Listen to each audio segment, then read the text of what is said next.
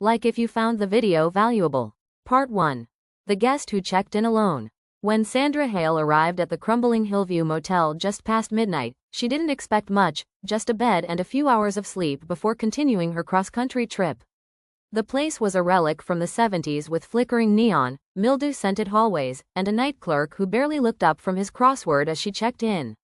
Room 9, he muttered. Keys already in the door. The hallway to room 9 felt colder than the rest of the building. The carpet was damp beneath her shoes. Sandra chalked it up to poor insulation and fatigue. But when she entered the room, the air was thick. Not with humidity, but something else. Something, still. Part 2. The echo. Around 3 a.m., she was awoken by a sound. Faint, deliberate, a cough. She sat up, heart racing. It had come from the corner of the room, near the heavy curtains.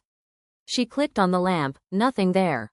Another cough. Hello? She called out. Nothing. She rose and pulled the curtains apart. Still, nothing. Then she noticed it, a strange echo. When she moved, the sound lagged behind. When she whispered, "Is someone there?" she heard it back, half a second late, in her own voice.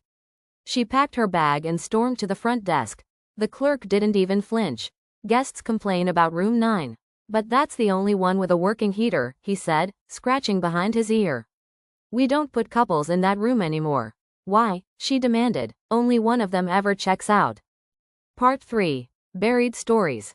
Sandra didn't leave. Instead, she went to a diner across the street and asked about the motel. The waitress, an older woman with worry lines and strong coffee breath, paused. That place should have been shut down years ago. What happened in room 9? She hesitated, then finally said, a man strangled his wife there in the 80s. But swore he heard her talking after. Said she was whispering in his head every night. He eventually walked into traffic. The police found her voice recorded, in the motel's landline voicemail. Repeating one sentence, "You never left." Part 4. Return to room 9. Sandra returned at dawn, driven by something between fear and obsession. She had to hear it herself. She entered room 9 again and hit record on her phone's voice memo. She spoke. "I don't believe in ghosts."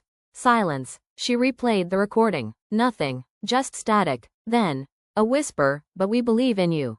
The curtains billowed. The door slammed shut. Sandra never checked out. The next night, a man named Kyle booked room 9. The clerk handed him the key with a blank stare. She already left, right? Kyle asked, nodding toward the register, where the name Sandra Hale had been scribbled earlier. The clerk didn't answer. In room 9, Kyle heard a voice in the corner. Faint, familiar. "You shouldn't have come looking."